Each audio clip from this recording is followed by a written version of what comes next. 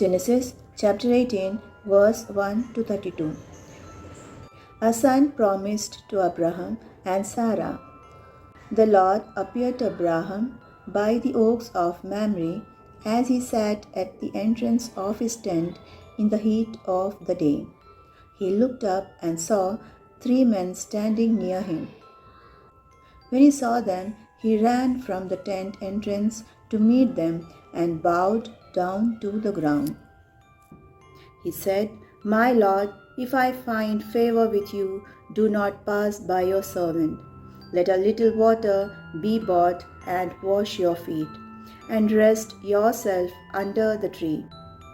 Let me bring a little bread, that you may refresh yourselves, and after that you may pass on, since you have come to your servant." So they said, "Do as you have said." And Abraham hastened into the tent to Sarah and said, "Make ready quickly 3 measures of choice flour, knead it, and make cakes." Abraham ran to the herd and took a calf, tender and good, and gave it to the servant, who hastened to prepare it. Then he took curds and milk and the calf that he had prepared, and set it before them, and he stood by them under the tree while they ate. They said to him, "Where is your wife Sarah?" And he said, "There in the tent." Then one said, "I will surely return to you in due season, and your wife Sarah shall have a son." And Sarah was listening at the tent entrance behind him. Now Abraham and Sarah were old, advanced in age. It has ceased to be with Sarah after the manner of women. So Sarah laughed to herself, saying, "After I have grown old, and my husband is old, shall I have pleasure?" The Lord said to Abraham, "Why did Sarah laugh and say, Shall I indeed bear a child, now that I am old? Is anything too wonderful for the Lord? At the set time I will return to you in due season, and Sarah shall have a son." But Sarah denied, saying, "I did not laugh," for she was afraid. He said, "Oh yes, you did laugh." Judgment pronounced on Sodom. Then the men set out from there, and they looked toward Sodom, and Abraham went with them to set them on their way. The Lord said, "Shall I hide from Abraham what I am about to do, seeing that Abraham shall become a great and mighty nation, and all the nations of the earth shall be blessed in him?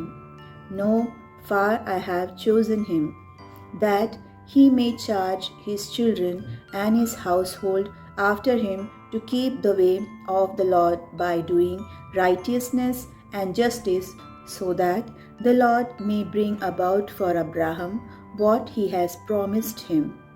Then the Lord said, "How great is the outcry against Sodom and Gomorrah, and how very grave their sin! I must go down and see whether they have done altogether according to the outcry that has come to me, and if not, I will know." So the men turned from there and went toward Sodom, while Abraham remained standing before the Lord. Then Abraham came near and said, "Will you indeed sweep away the righteous with the wicked?